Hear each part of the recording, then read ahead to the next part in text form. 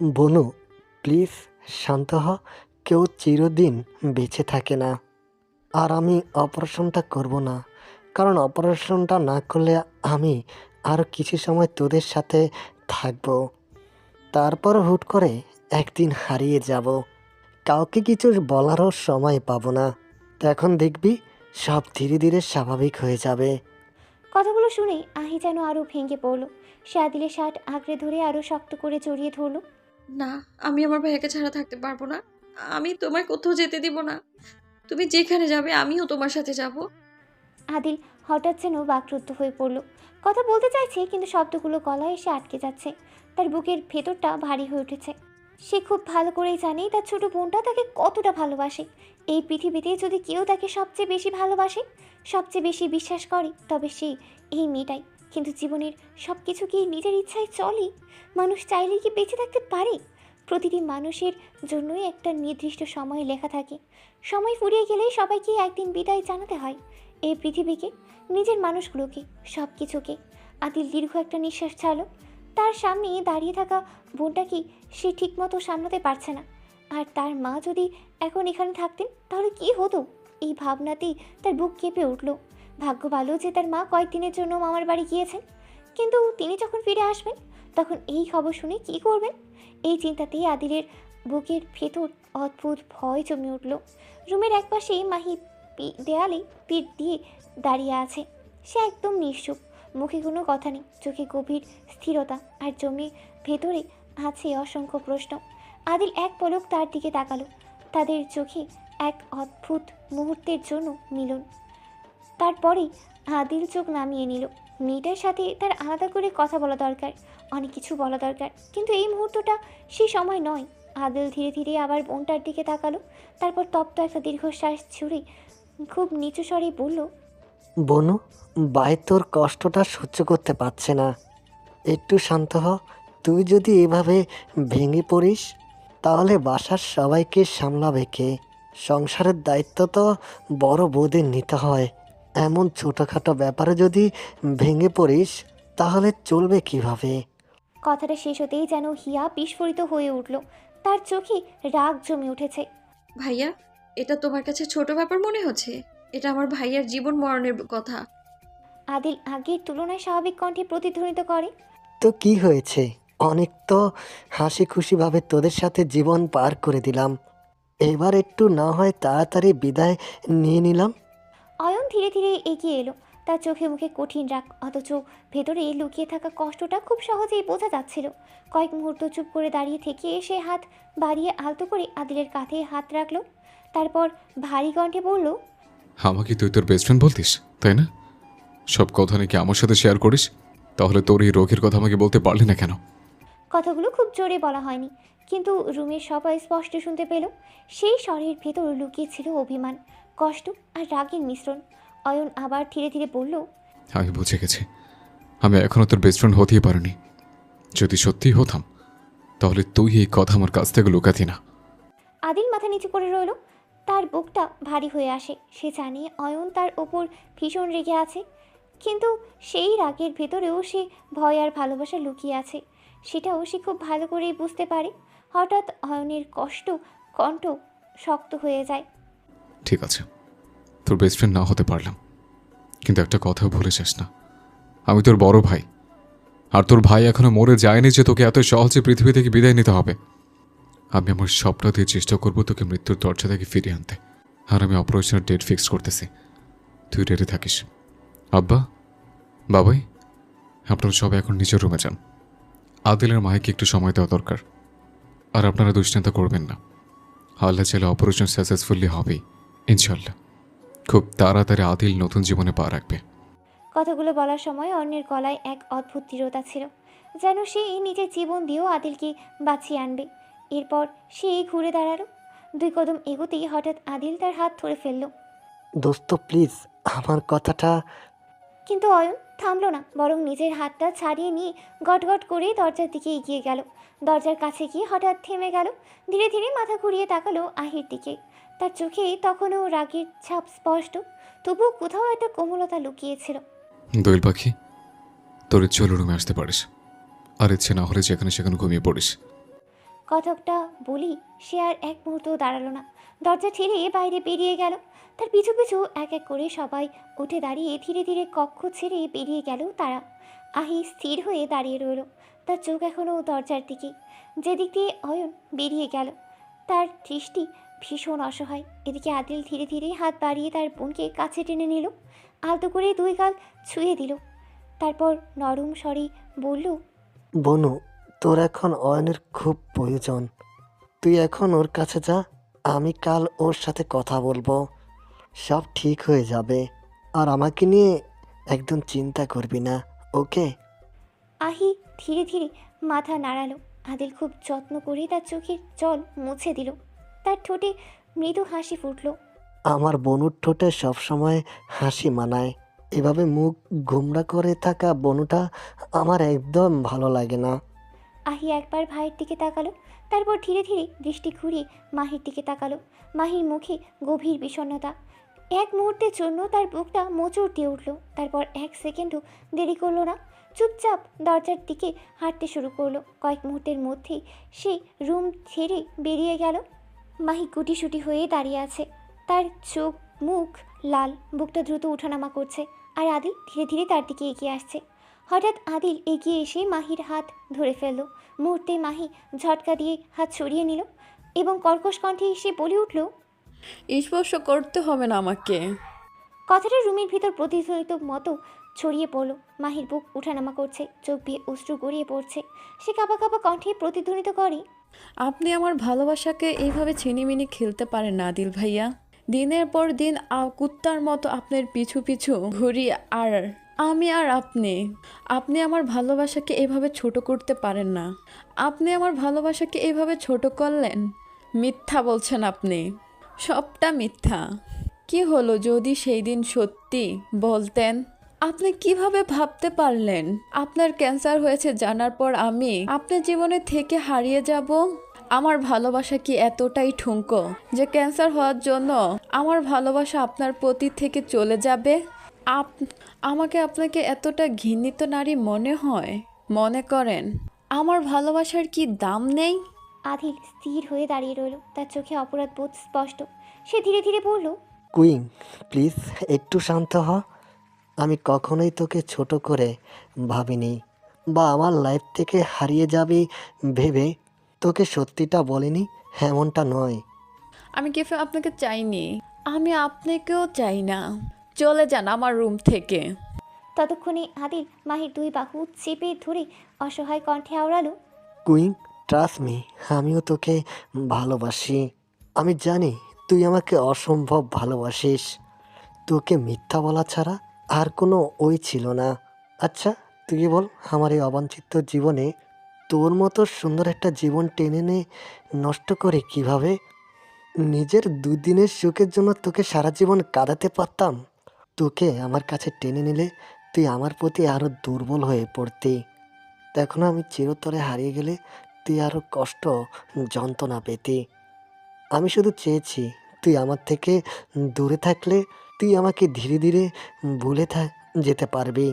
এখন যদি আমি চিরকালের জন্য হারিয়ে যাই তাহলে আর কষ্ট পাবি না।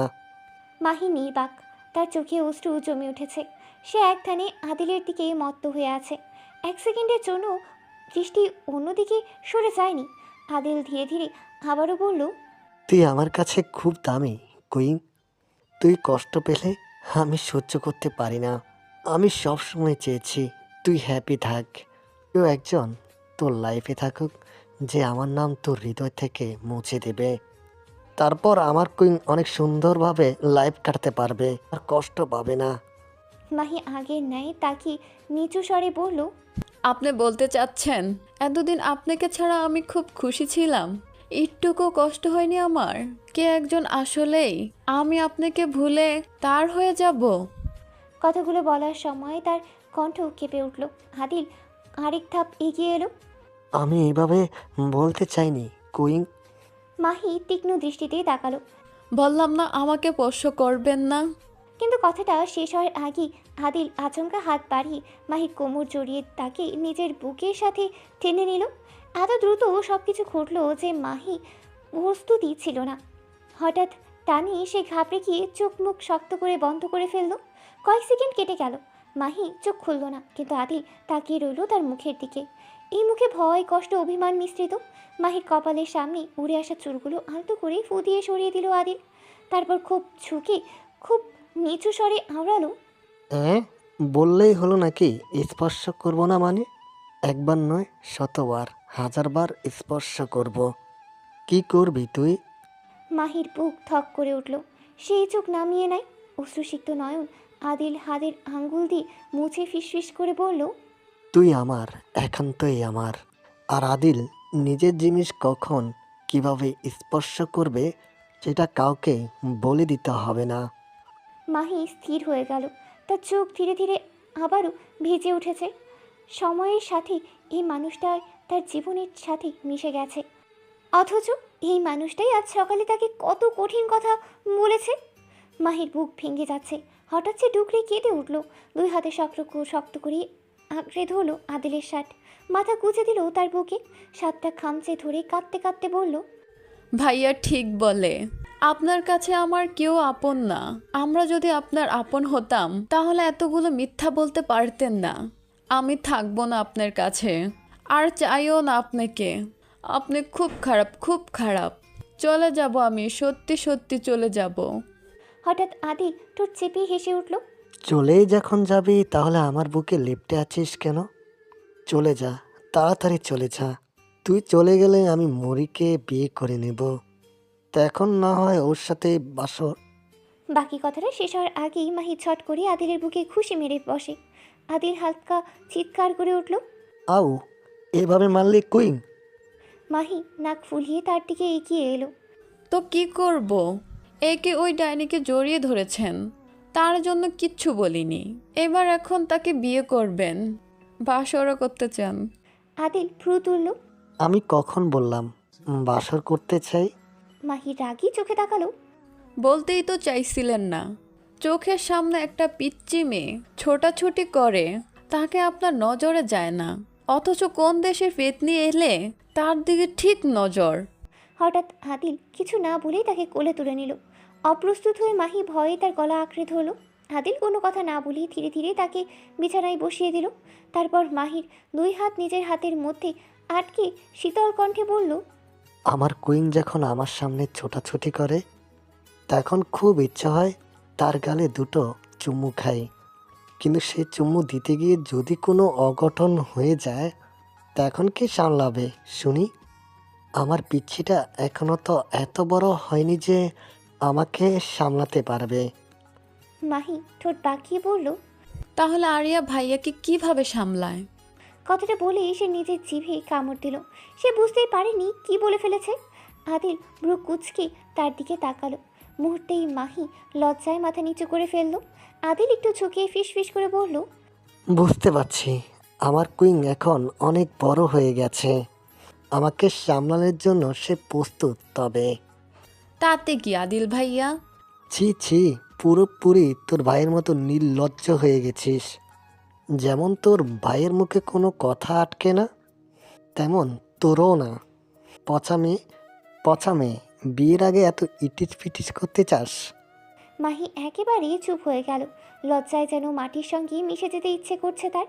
ঠিক তখনই আদিল একটু ঝুঁকে নরম গলায় বলল, আচ্ছা থাক, আর লজ্জা পেতে হবে না। এবার একটু আমার দিকে তাকাতো, দেখি আমার লজ্জাপতিকে দেখতে কেমন লাগে। হঠাৎ মাহি তার বুকের দিকে ঝুঁকে পড়ল। নিচু স্বরে বলল, একটা কথা জিজ্ঞাসা করি আপনাকে। হুম, বল। মাহি শুকনো ঢোক গিলে মিনমিন স্বরে আওড়ায়, আমাকে একটু ভালোবাসবেন আদিল ভাইয়া? আদিল মাহির দিকে তাকায়। সে আদিলের দিকে ড্যাপ ড্যাপ করে তাকিয়ে আছে। তারপর আদিল কোনো দ্বিধা ছাড়াই উত্তর দেয়, মানুষ তার নিঃশ্বাসকে যতটা ভালোবাসে আমি তার তো 2 গুণ ভালোবাসি তোকে। যদি বলিস আমি কতটুকু চাই তোকে, তাহলে বলবো আমি মৃত্যুর দ্বার প্রান্তে যতটা বাঁচতে চাই তার থেকেও অধিক পরিমাণ তোকে চাই। আমি নিঃশ্বাস ত্যাগ করার শেষ মুহূর্ত পর্যন্ত শুধু তোকেই চাই, শুধুই তোকে। আদিলের বলা প্রতিটি কথা মাহি মুগ্ধ নয়নে শুনছিল। এই প্রথম সে আদিলের মুখ থেকে এতটা আদরের স্বরে ভালোবাসার কথা শুনল। আদিলের শব্দে বাস্তবে ফিরে আসলো মাহি। আদিল আবারও ভ্রু যুগল কুচকে তাকায়। হয়েছে, এবার চোখ দুটো নামিয়ে নে। অনেক রাত হয়েছে, ঘুমিয়ে পড়। কাল তো সকাল সকাল উঠতে হবে। কেন? আরে গাধি, কাল যে প্রথম রোজা, ভুলে গেছিস? বাই দ্য ওয়ে, রোজা থাকতে পারবি তো? আই মিন সারাদিন কিন্তু কিছুই খাওয়া চলবে না, পারবি তো? কেন পারবেন না? আমি তো প্রতি বছর রোজা থাকি। হুম, বুঝলাম। এবার বাচ্চা মেয়ের মতো ঘুমিয়ে পড়, সকালে কথা হবে। আর কোনোদিন যদি ভুলভাল কিছু মাথায় আসে তাহলে বুঝবি কত দানে কত চাল। ধান চাল আপনি গিয়ে দেখুন, আমি তো আদিল ভাইয়াকে পেয়ে গেছি। আদিল আর কথা বাড়ায় না। সে মুচকি হেসে মাহির কপালে হালকা ঠোঁট ছুঁয়ে রুম থেকে বেরিয়ে যায়। মাহিও শান্তিতে ঘুমিয়ে রাজ্যে পাড়ি জমায়। আহি গুটি গুটি পায়ে রুমের দিকে এগিয়ে চলল। রুমে ঢুকে সে একটু অবাক হয়ে গেল। লাইট অফ, আর অয়ন শান্ত ছেলে হয়ে নিজেই বিছানায় শুয়ে আছে। অন্ধকারের ড্রিম লাইটের আলোয় আবছা আবছা অয়নকে দেখা যাচ্ছে।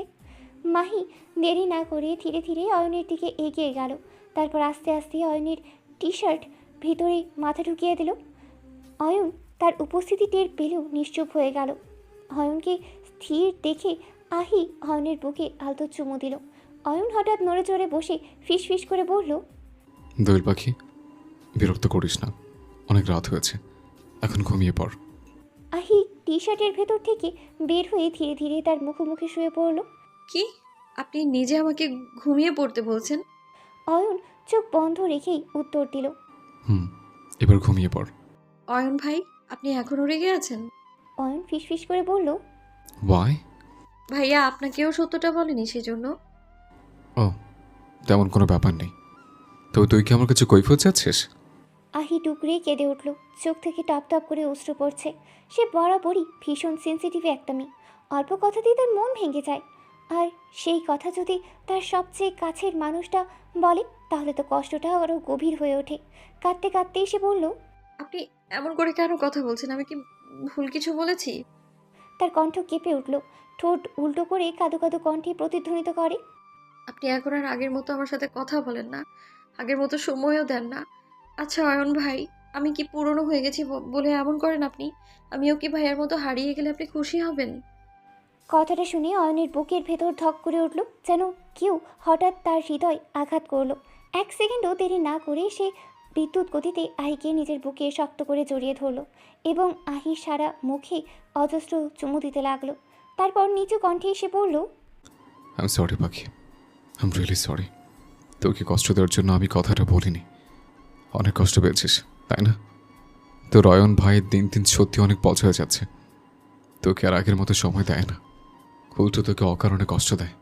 সে একটু থামলো। তারপরও আহির চুল হাত বুলিয়ে নরম কণ্ঠে ফিসফিস করলো, পাখি, তুই পুরনো হবি কেন? বউ আর ভালোবাসা কখনো পুরনো হয় না। পুরনো হয় প্রেমিকা, কারণ সে হুট করে আসে আবার হুট করে চলে যায়, আর বউ আসে পবিত্র কালিমা পড়ে। কথাটা শুনে আহির চোখের কোণে হালকা হাসি ফুটে উঠল। সে লজ্জা পেয়ে আবার অয়নের টি শার্টের ভেতর মুখ লুকিয়ে ফেলল। অয়ন তাকে আরো শক্ত করে জড়িয়ে ধরে মৃদু হাসল। হুম, ঘটনা তো ঠিক লাগছে না। আজ এত কাছাকাছি আসার মানে কি? আহি গলা নিচু করে বলল। এমনি। অয়ন সাথে সাথে মাথা নাড়ালো। হুম, আমি আমার দোয়েল পাখিকে চিনি। সে তো এমনি কিছু করে না, আর সেখানে আমি নো ওয়ে। তোর মাথায় কি চলছে বলতো?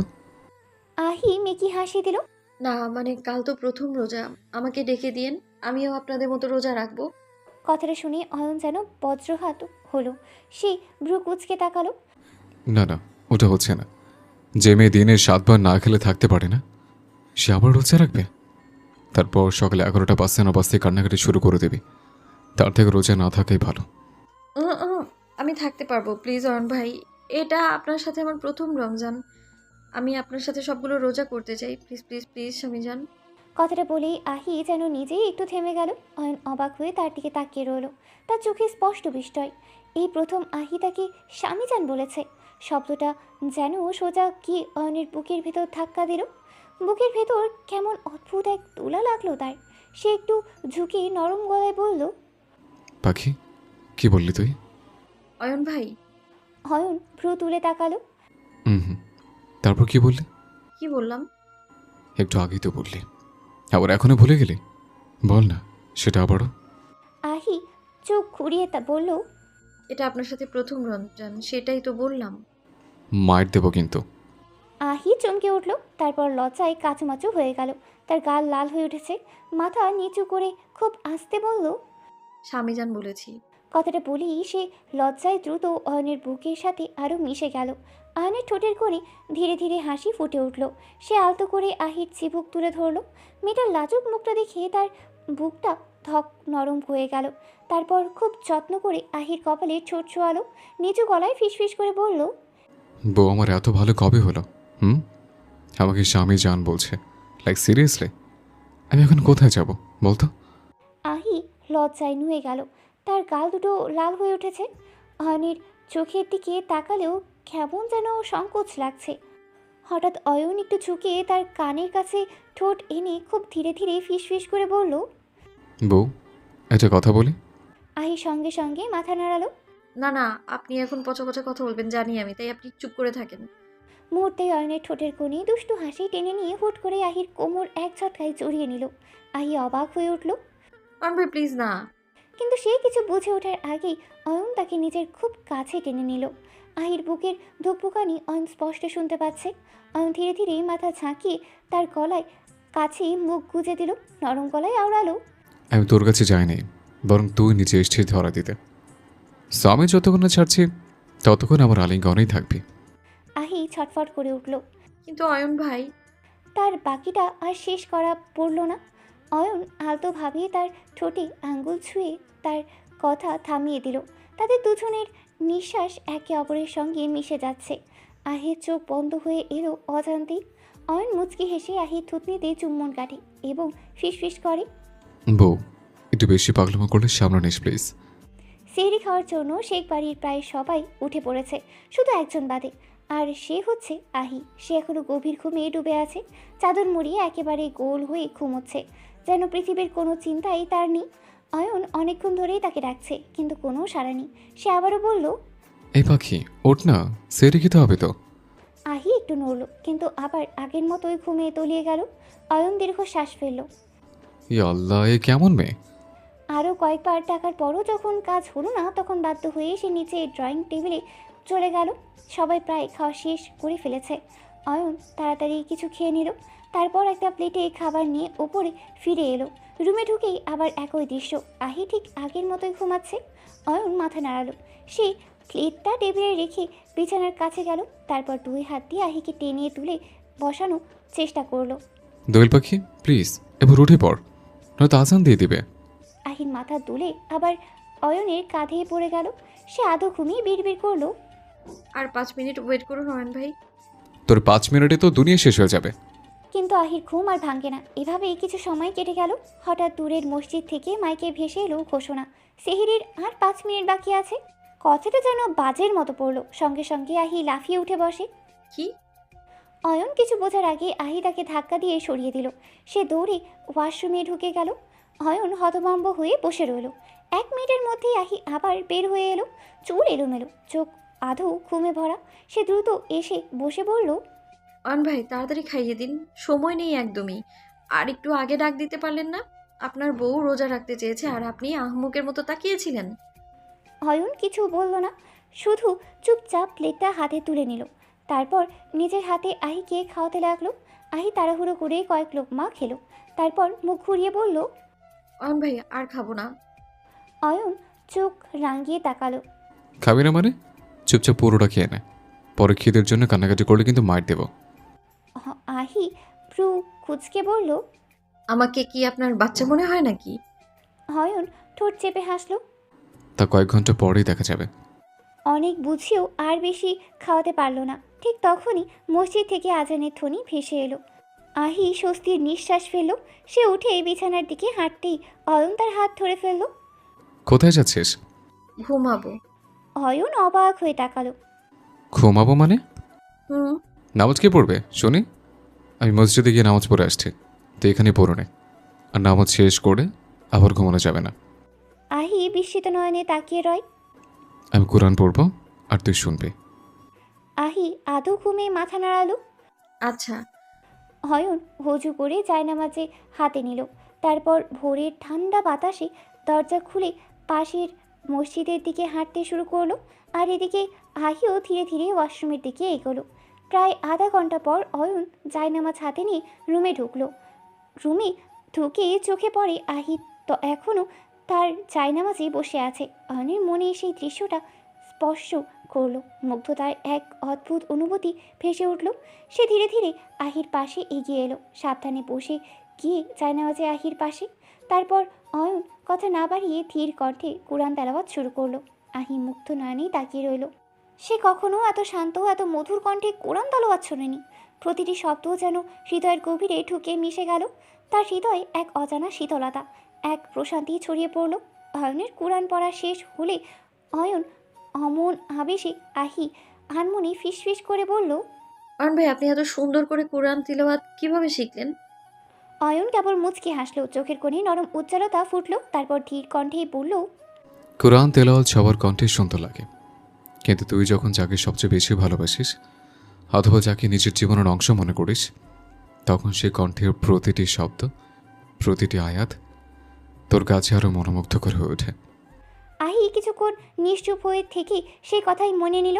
তার চোখে মুগ্ধতা আর অজানা শান্তির মিশ্রণ। কিছুক্ষণ পর অয়ন উঠে দাঁড়ালো, ধীরে ধীরে তার কাঁধে চাদর জড়িয়ে নিল এবং রাস্তায় হাঁটার জন্য বেরিয়ে গেল। আর আহি সে ধীরে ধীরে আবারও ঘুমের দেশে তলিয়ে গেল। সকল 10টায় বাজতে না বাজতেই আহি অয়নের পিছু পিছু ঘুরতেছে। আজ প্রথম রোজা বিধায় অফিস যায়নি, না গিয়েও একটা বিপদে পড়েছে বটে। আহি তার দিকে তাকিয়ে থাকে, কাছে এসে বসে থাকে। এতে ভীষণ অস্বস্তি হয় তার, কিন্তু কিছু করার নেই। আহি তার কাছে আসে কারণ তার খিদে লেগে গিয়েছে, কিন্তু মুখ ফুটে বলতে পারে না। অয়ন আগেই বারণ করেছিল, কিন্তু সে শোনেনি। আহি ধীরে ধীরে অয়নের মুখোমুখি হয়ে বসে পড়ে, মুখ গোমরা করা। এবার অয়ন চোখ তুলে বলল, কি চাই? আহি নিচু স্বরে জবাব দেয়, কিছু না। তাহলে এসছিস কেন?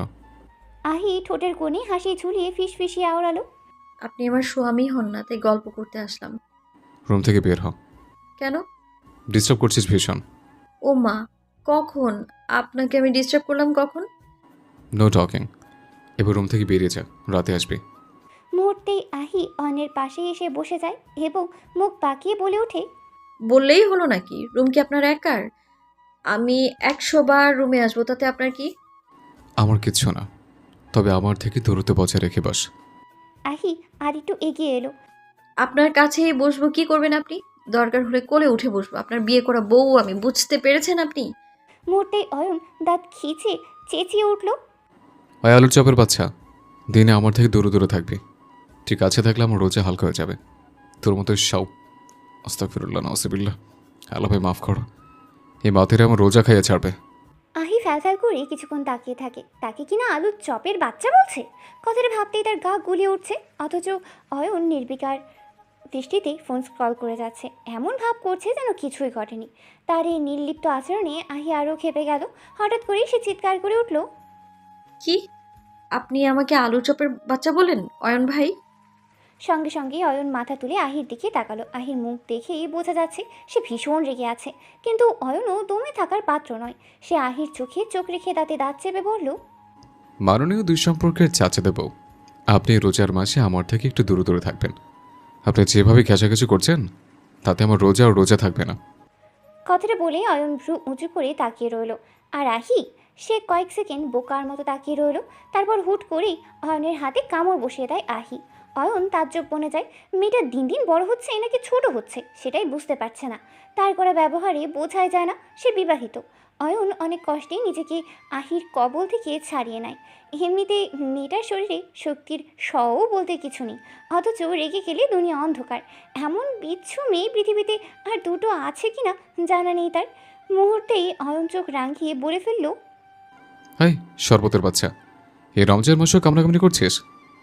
তোর ভাতার অন্য এই আঙুর ফুলের সাথে থাকলে আমি নিজের মুখ ঠিক রাখতে পারি না। এই আলু চপের বাচ্চা, তুই শর্ত সর, রাত না পর্যন্ত আমার ধারে কাছে আসবি না। যদি আসিস তাহলে তোকে তক্তা বানিয়ে ফেলবো। অয়নের কথা শুনে কিছু সময় নীরব থাকে আহি। শুধু কাছাকাছি বসেছে বলে এমনভাবে তাকে বলা হচ্ছে? না, আর সহ্য করা যাচ্ছে না। হঠাৎ করে আহি ঠোঁট উল্টিয়ে কাঁদতে থাকে। প্রথমে আলুর চপের বাচ্চা, তারপর শরবতের বাচ্চা, এখন আবার আঙুর ফল। অয়ন ভাই, এই আপনি আমায় ভালোবাসেন? একটা কামড় না হয় দিয়েই ফেলেছি, তাই বলে এইভাবে বকা দিবেন আপনি আমায়? আর আমি আপনার চাচাতো বউ হই, তাই না? ওকে ফাইন, আজ থেকে আমি আপনার চাচাতো বউ হয়েই থাকবো। যখন আপনি আমার কাছে আসবেন না, তখন দেখাবো চাচাতো বউ কাকে বলে। এই বলেই আহি কটকট করে রুম থেকে বেরিয়ে যায়। মুখে তার তীব্র রাগ জমে আছে। অয়ন সেসব পাত্তা দিল না। আপাতত রেগে থাক, ইফতার করার পর তার সমস্ত রাগ অভিমান ভাঙিয়ে দেবে। এখন তার অভিমান ভাঙাতে গিয়ে আরও বিপাকে পড়বে। রাগে ফুঁসতে ফুঁসতে আহি সোজা ছাদের দিকে চলে গেল। ছাদে আগে থেকেই মামি, মুন, আদিল আর সাজাদ বসেছিল। মুন আর সাজাদ ছাদের এক পাশে বসে নিজেদের মতো ফোনে কথা বলছিল, আর অন্যদিকে মুখোমুখি বসে আছে আদিল আর মাহি। আদিল এক দৃষ্টিতে তাকিয়ে আছে মাহির দিকে, দৃষ্টি যেন সরছেই না। এতে মাহির ভীষণ অস্বস্তি লাগছে, কিন্তু কিছু করারও নেই। সে একটু নড়াচড়া করলেই আদিল ধমক দিয়ে আবার বসিয়ে দেয়। কিছুক্ষণ এভাবে কাটার পর মাহির ধৈর্যের বাঁধ ভেঙে গেল। সে বিরক্ত হয়ে বলে উঠল, আদিল ভাইয়া কিছু তো বলেন, এভাবে কেউ কি বসে থাকতে পারে? আদিল নির্বিকার কণ্ঠে বলল, কেউ না পারলেও আমি পারি। আচ্ছা, তোরা তো প্রবলেম হচ্ছে কেন? হোয়াই? ভালোবাসি ভালোবাসি বলে তো আমার মাথা খেয়ে ফেলেছিলি, আর আমি এখন একটু ভালোবাসা দেখাতে গেলেই বিরক্ত হয়ে যাচ্ছিস। এই অল্পতেই কেউ অসুস্থ হয় শুনি? মাহি দাঁতে দাঁত চেপে বলল, গরুর মতো তাকিয়ে থাকবেন না। আপনি আমার কাছে ভালোবাসা মনে চাচ্ছে, এর চেয়ে তো ভালো হতো গন্ডার সাথে বসে থাকতে, অন্তত সে ঘেউ ঘেউ করতো। আদিল হঠাৎ ফিক করে হেসে উঠল। মাহি চোখ রাঙিয়ে বলল, দেখুন আদিল ভাইয়া, আপনি কিন্তু। মাহি কথা শেষ করার আগে আদিল হাসি চেপে বলল, সরি কুইন, এটা রমজান মাস, তাছাড়া এখনও তো আমাদের বিয়ে হয়নি। আর আমি লুচো না যে বিয়ের আগেই তোকে দেখব। এবার কিন্তু ছাদ থেকে ফেলে দিব। আপনাকে আর রাখার মতো হাসতে কে বলেছে? মুখ বন্ধ রাখতে পারেন না? হ্যাঁ, এখন সব দোষ এই আদিলের। আমি কথা বললো তোর সমস্যা, না বললেও তোর সমস্যা। তোর যন্ত্রণা থেকে বাঁচতে হলে আমাকে মনে হচ্ছে চাঁদের দেশে চলে যেতে হবে। যান না, আপনাকে কে আটকিয়ে রেখেছে? আপনার জন্য চাঁদের দেশে ঠিক আছে। আদিল দুষ্টু হেসে বলল, যাবই তো, তবে তার আগে বিয়ে করে বউয়ের সাথে বাসর সেরে নিই, তারপর বউকে নিয়ে চাঁদের দেশে হানিমুন করতে যাব। আইডিয়াটা খারাপ না, কি বলিস? চুপ করেন শাশুড়ি পুত্র, এবার কিন্তু সত্যি সত্যি বোম মেরে আপনাকে কিন্তু উড়িয়ে দিব। আগে কত শান্তিতে ছিলাম, যেখানে ইচ্ছা সেখানে যেতাম, আর এখন এই খাটার ছাড়া কোথাও যাওয়া যায় না। গন্ডারকে ভালোবেসে ভুল করেছি। আদিল ঠোঁট কামড়ে হাসি আটকানোর চেষ্টা করছিল। মাহির রাগ দেখলে তার অদ্ভুত ভালো লাগে। আর দূরে বসে মুনা সাজ্জাদ মাঝে মধ্যে তাকিয়ে হাসছিল। আদিল ধীরে ধীরে একটু মাহির দিকে ঝুঁকে এলো, তারপর নিচু স্বরে ফিসফিস করে বলল, এখনও তো আসল ভালোবাসা শুরুই করতে পারলাম না, তার আগেই তোর মনে হচ্ছে আমাকে ভালোবাসা তোর ভুল হয়েছে? মাহি চোখ কটমট করে তাকালো। আর সহ্য করা যাচ্ছে না মানুষটাকে। আগে তবু মুখে একটু লাগাম ছিল, তবে এখন সেসবের ধার কাছেই নাই। হুট করেই মাহি বাজখায় মেজাজ বলে উঠল, রোজা রেখো নষ্ট পুরুষের মতো কথা বলেন, লজ্জা লাগে না আপনার? আদিল ঠোঁটের কোণে দুষ্টু হাসি টেনে বলল, আগে করতো, কিন্তু এখন আর করে না। তোর ওই লাগামিন ভাই আমার নিজের লজ্জাটাও নদীতে ফেলে দিয়েছে। মাহি কিছু বলতে যাচ্ছিল, ঠিক তখনই হঠাৎ পেছন থেকে কেউ এসে তার হাত শক্ত করে ধরে ফেলল। আচমকা স্পর্শে মাহি ভয়ে চমকে উঠল, বুক ধরফর করতে লাগলো। কিন্তু পরক্ষণেই ঘুরে দেখে আহি। সঙ্গে সঙ্গে চোখ রাঙিয়ে উঠল সে। বেয়াদব মহিলা, এভাবে কেউ ভয় দেখায়? আর একটু হলেই তো কিন্তু স্টক করতাম। আহি নির্বিকার ভঙ্গিতে বলল, আগে স্ট্রোক করবি কি করে? তার আগে তো আমার ভাইয়ের মাথা খেয়ে নে। কথাটা শুনে মাহির ভ্রু দুটো কুঁচকে গেল। কি বললি? আহি চোখ বড় বড় করে একেবারে নিরীহ স্বরে আওড়ালো, কোথায়, কখন, কিভাবে? সত্যি বলছি পিয়ারের ভাবি, আমি কিন্তু কিছুই বলিনি। আদিল পাশেই বসে সব শুনছিল। আহির কথা শুনে সে হেসে ফেলল। মাহি এবার দুই ভাই বোনের দিকে এমনভাবে তাকালো যেন সুযোগ পেলেই দুজনকে ছাদ থেকে ফেলে দেবে। হুট করে আহি মাহির হাত শক্ত করে ধরে টেনে নিয়ে যেতে লাগলো। সঙ্গে মনকেও টেনে নিয়ে যাচ্ছে সে। আদিল ফ্যাল করে তাকিয়ে রইল। আহি আসলে কি করছে সেটাই সে বুঝতে পারছে না।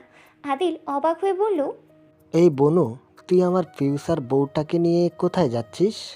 একটু কি শান্তিতে ভাইয়াকে পীড়িত করতে দিবি না? আহি পেছন ফিরে দাঁড়িয়ে কর্কশ গলায় বলল, অয়ন ভাই আমাকে অনেক বকা দিয়েছে, বলেছে আমি নাকি তার রোজা হালকা করে দিচ্ছি, তাই ভাবলাম তোমার রোজা যেন হালকা না হয় সেজন্যই আমার পিয়ারের ভাবিকে নিয়ে যাচ্ছি। আরে বনু, আমি আর অয়ন এক নয়? ওই খাম্বার জন্য আমার পীড়িতের ব্যাগটা দিচ্ছিস কেন? আমার বউটাকে আমার কাছে দিয়ে যা না বনু, প্লিজ প্লিজ, আমার কথাটা তো শুনে যা। আহি ব্রুকুচকে বলল, অয়ন ভাইকে গিয়ে শোনাও, ওই খাটাস লোককে রাতে দেখে নিব আমি। হ্যাঁ, কে শুনি কার কথা? আদিলের নিষেধ সত্ত্বেও আহি নিজের মতো করে চলে গেল। সে মাহি আর মুনকে টেনে নিয়ে সোজা সদর দরজা দিয়ে বের হয়ে গেল। কিছুক্ষণ পর তিনজন এসে পৌঁছালো তাদের বাড়ির বাগানে। সেখানে এসে আহি দুজনের হাত ছেড়ে দিল। হঠাৎ মুন চিৎকার করে উঠল, বড়ই। মনকে আর পায়কে। সে দৌড়ে গিয়ে বড়ই গাছের নিচে দাঁড়ালো। গাছের নিচে পড়ে থাকা একটা টসটসে বড়ই তুলে নিয়ে মুখে দিতে যাবে, ঠিক তখনই আহি ছট করে তার হাত ধরে ফেললো। কর্কশ গলায় বলল, এই ছেবড়ি থাম। আমাকে তো সারাদিন রাক্ষসী বলিস, আমি নাকি শুধু খাই খাই করি। তাহলে তুই এখন কোন আক্কেলে বড়ই খেতে যাচ্ছিস? তুই যে রোজা আছিস, ভুলে গেছিস নাকি? মন মেকি হাসি দিয়ে বলল, সরি সরি, আমি তো একেবারে ভুলেই গিয়েছিলাম। কিন্তু তুই হঠাৎ আমাদের এখানে নিয়ে এলি কেন? আহি চোখ টিপে বলল। গাছে উঠে বড়ই পারবো? সঙ্গে সঙ্গে মন আর মাহি একসাথে চিৎকার করে উঠল। কি? আহি বিরক্তকর চাহনিতে আওড়ায়। এই ছেমড়ি, তোরা চিৎকার করছিস কেন? সারাদিন এভাবে বসে থেকে আমার ভীষণ বিরক্ত লাগছে। এখন আমি বড়ই পারবো, তারপর ইফতারের সময় সেগুলো খাবো। তোরা তো জানিস মিষ্টি আর টক জিনিস আমার কত ফেভারিট। আমার তো এক্ষুনি জিভে পানি চলে আসছে রে। কথাটা বলেই হঠাৎ আহি নিজের মুখ দুই হাতে চেপে ধরলো। চোখ বড় বড় করে মাহির দিকে তাকিয়ে ফিস করে বলল, পেয়ারের ভাবি, আমার রোজা কি এবার থাকবে? আমি কিন্তু ইচ্ছে করে জিভে পানি আনিনি, নিজে নিজেই চলে এসেছে। এখন কি করব আমি? মাহি আর বোন দুজনেই ট্যাপ ট্যাপ করে তার দিকে তাকিয়ে রইল। কিন্তু আহি তাদের কোনো কথাই শুনল না। এক লাফে বড়ই গাছের ডালে উঠে পড়ল। মুহূর্তেই মন চিৎকার করে বলে উঠল, ওই আহির বাচ্চা, গাছ থেকে নাম। তোর কিছু হলে ভাইয়া আমাদের সোজা উপরে পাঠিয়ে দিবে। মাহি দৌড়ে গিয়ে আহির পা ধরে টান দিল যাতে সে আর উপরে উঠতে না পারে। কিন্তু আহি তো নাছোড়বান্দা, সে মাহির হাত ঝটকা মেরে সরিয়ে দিয়ে আরও উঁচু ডালে উঠে বসে পড়ল। মাহি আর মন ভয়ে কুঁকড়ে গেল। বারবার চারিদিকে তাকাচ্ছে, অয়ন যদি হঠাৎ এসে পড়ে। ভয়ে তাদের হাত পা কাঁপছে। আর এদিকে আহি দাঁত বের করে দিব্যি হাসছে।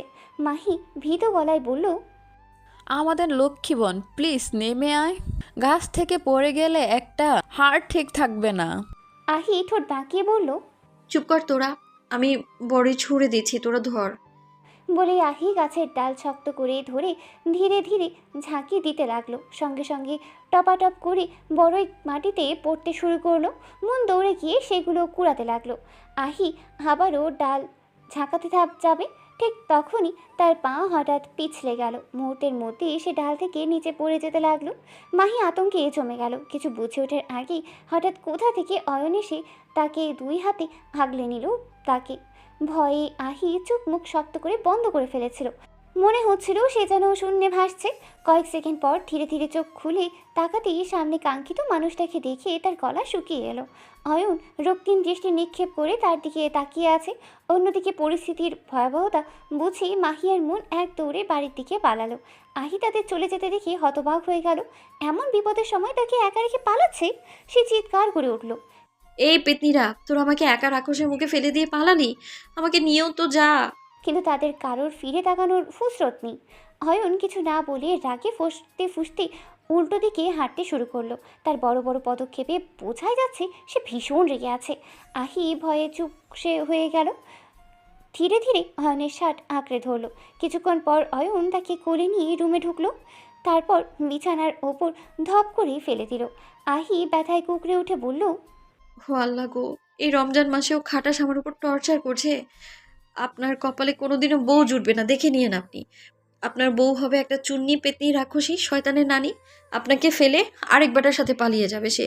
আমি রোজাদার মানুষ হয়ে আপনাকে অভিশাপ দিলাম। অয়ন তখনও চুপচাপ দাঁড়িয়েছিল, কিন্তু আহির কথা শুনে শব্দ করেই হাসতে থাকে। আহি অয়নের মুখের হাসির দিকে হ্যাবলার মতো তাকিয়ে রইল। সে এখনও বুঝতে পারছে না মানুষটা হঠাৎ করে কেন হাসছে।